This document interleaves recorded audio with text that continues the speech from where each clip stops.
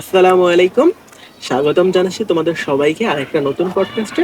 And আজকের এই পডকাস্টে আমাদের সাথে আছে আমাদের রিফাত ভাইয়া। রিফাত ভাইয়া কিছুদিন আগেই জাহাঙ্গীরনগর ইউনিভার্সিটি থেকে পোস্ট গ্রাজুয়েশন কমপ্লিট করেছেন সিএসসি ডিপার্টমেন্ট থেকে। সো আজকে আমরা ইনশাল্লাহ ভাইয়ের থেকে অনেক নতুন নতুন সলিউশন জানবো, অনেক নতুন নতুন তথ্য জানবো এবং কৃষি বিষয়ে অনেক নতুন নতুন তথ্য ভাইয়ের থেকে শিখবো, জানবো, জানানোর চেষ্টা করবো। তো চলো আমরা শুরু করি। ভালো আছেন ভাই? আলহামদুলিল্লাহ, তুমি ভালো আছো? এই তো ভাই, আল্লাহ ভালো আছে। ভাইয়া, আমরা তো মাঝে মাঝে শুনি যে স্মার্ট কৃষি নিয়ে আমরা অনেকেই শুনি। আপনি একজন ইঞ্জিনিয়ার হিসেবে আইওটি ডিভাইস ব্যবহার করে কিভাবে আমরা মাটির আর্দ্রতা পরীক্ষা করে রাসায়নিক সারের ব্যবহারটা কমাইতে পারি, এটা নিয়ে যদি আমাদের একটু বলতেন। দেখো, এখন বর্তমানে সবাই মনে করে যে কৃষি শুধু মাঠের মধ্যেই সীমাবদ্ধ। তো মাঠের মধ্যে না, এখন অনেক কৃষি অনেকটাই ডেটা ড্রিভেন হয়ে গেছে।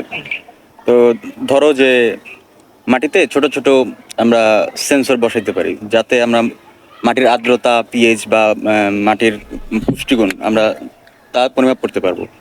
তো এবং তার মাধ্যমে এই একজন কৃষক তার অ্যাপে বুঝতে পারবে যে কিভাবে, মানে কখন তার মাটিতে পানি দিতে হবে বা কখন তার সার দিতে হবে। তো এই ক্ষেত্রে হবে কি যে রাসায়নিক যে সার, সেটার ব্যবহারটাও একটু কমবে, এবং আমরা ফলনও ভালো পাবো। তো আমি মনে করি যে আইওটি ব্যবহার করে এই এই কৃষিতে যদি ব্যবহার করা যায়, তাহলে ভবিষ্যতের কৃষিকাজ আরো সাস্টেনেবল হবে। খরচটা একটু কমানো যাবে? খরচটাও, হ্যাঁ অবশ্যই, খরচ তো অবশ্যই কমবে। এবং রাসায়নিক যে সার, তা আমাদের জন্য ক্ষতিকর, এটাও ব্যবহার কমে যাচ্ছে। আলহামদুলিল্লাহ, তাই না? আচ্ছা ভাইয়া, আপনার কাছে আমার সেকেন্ড কোয়েশ্চেন হচ্ছে, আমরা তো শুনি যে বর্তমানে হচ্ছে কি এআই এর যুগ বা ডেটা সায়েন্সের যুগ, ঠিক আছে? তো এআই, ডেটা সায়েন্স এগুলোকে ব্যবহার করে আমরা কি এরকম কোনো সফটওয়্যার আবিষ্কার করতে পারি কিনা বা বানাইতে পারি কিনা, যেটার সাহায্যে আমরা ধরেন একটা খাদ্য বা একটা পণ্য যেখান থেকে উৎপাদিত হয়েছে সেখান থেকে আপনার হাত পর্যন্ত আসলো, এটা আসলে কিভাবে ট্রেসেবল রাখা যায়? হ্যাঁ, প্রোডাক্টটা বা খাদ্য যেটাই বলি আমরা, ট্রেসেবল করার জন্য প্রযুক্তি এখানে বড় ভূমিকা রাখতে পারে। যেমন ধরো, খাদ্যে যদি এমন বা প্রোডাক্টে একটা কিউআর কোড থাকে, যেখানে স্ক্যান করলে আর কি খাদ্যটা কোথায় উৎপাদন করা হয়েছে, কোথায় সংরক্ষণ করা হয়েছে এবং কখন পরিবহন করা হয়েছে, এটা আমরা যদি এই সম্পর্কে জানতে পারি, তাহলে আর কি আমরা ঝুঁকিমুক্ত এবং ভেজালমুক্ত খাবার পাওয়ার সম্ভাবনা আমাদের অনেক বেশি হবে। তো ডেটা সায়েন্স মাধ্যমে এভাবে আমরা ঝুঁকিপূর্ণ খাদ্য ও ভেজালমুক্ত খাদ্য থেকে আমরা পরিত্যাগ করতে পারি অবশ্যই। হ্যাঁ, বর্তমান বাজারে আমরা দেখতেছি যে ভেজাল খাদ্য বা অপুষ্টিকর খাদ্য অনেক বেশি, তাই না? আহ, একজন সচেতন মানুষ হিসাবে, মানে নাগরিক হিসাবে, আপনার কাছে কি মনে হয় সেফ ফুড বা হালাল ফুডের ডেফিনেশন কি, সংজ্ঞা কি? আমি মনে করি হালাল ফুড হচ্ছে ধর্মীয়ভাবে যেটা বৈধ এবং নিরাপদ এবং ভেজাল মুক্ত। তো বাংলাদেশে ভেজাল মুক্ত খাবার পাওয়াটা আসলে এখন বড়ই সমস্যার একটা বিষয়।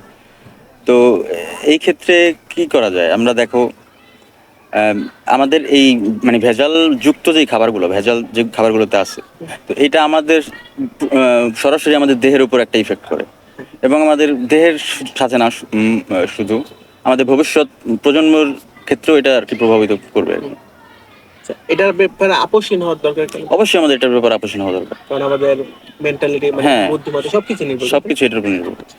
আচ্ছা ভাইয়া, আমরা তো দেখতেছি যে এখন বর্তমান বিশ্বে প্রতিদিনই অনেক খাবার অপচয় হচ্ছে, ঠিক আছে?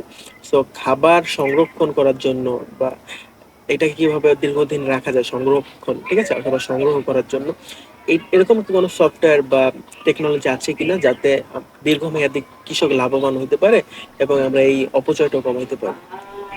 খাবার বর্তমানে আমরা পৃথিবীতে অনেক খাবার অপচয় হয়, তো এটা একটা বড় একটা সমস্যা। তো খাবার অপচয়ের দুইটা কারণ হচ্ছে, একটা হচ্ছে সংরক্ষণ ও হচ্ছে সাপ্লাই চেনের দুর্বলতা। তো এই ক্ষেত্রে আমরা কি করতে পারি? স্মার্ট কোল্ড স্টোরেজ, তারপর হচ্ছে তোমার টেম্পারেচার সেন্সর বা ডিজিটাল একটা সাপ্লাই চেন ম্যানেজমেন্ট ব্যবহার করে আমরা আর কি এই সমস্যার সমাধান করতে পারি। এতে হচ্ছে কৃষকেরও ন্যায্য মূল্য পাবে, এই কি বলে এই কৃষির, এবং এটা আমাদের জন্য ভালো, আমাদের জন্য দাম কমবে, দাম কমবে। ভাইয়া আমাদের এখনকার তরুণরা তরুণরা তো বেশিরভাগ আমরা জানি যে আপনারা যে সাবজেক্ট এখানে সিএসসি তে পড়তে চায়, নাহলে ত্রিপল সিভিল এই ধরনের ইঞ্জিনিয়ারিং সাবজেক্ট গুলো, অথবা নাহলে মেডিকেলে পড়তে চায়, তাই না? তো আপনার কি মনে হয়, এই যে অনেকে আবার মানে যারা এগুলো পড়ে তারা তো ভাবে যে কৃষি তো মাঠের কাজ, তাই না? আপনার কাছে কি মনে হয় কৃষি একটা কুল প্রফেশন হতে পারে বা লাভজনক ব্যবসা হতে হ্যাঁ, পারে? এখন দেখো কৃষি আমাদের ভিতরে এখনো আমাদের দেশে পরিপ্রেক্ষিতে এখনো সবাই মনে করে যে কৃষি শুধু মাঠের কাজ, হুম। কিন্তু কৃষির সাথে এখন বর্তমানে হচ্ছে তোমার প্রযুক্তিরও একটা রিলেটেড বা রিলেশন আছে। তো এই ক্ষেত্রে আমি মনে করি প্রযুক্তির সাথে এই কৃষিকাজ করাটা মানে একটা স্মার্ট এবং কুল প্রফেশন হতে পারে, তাই হতে না? পারে অবশ্যই।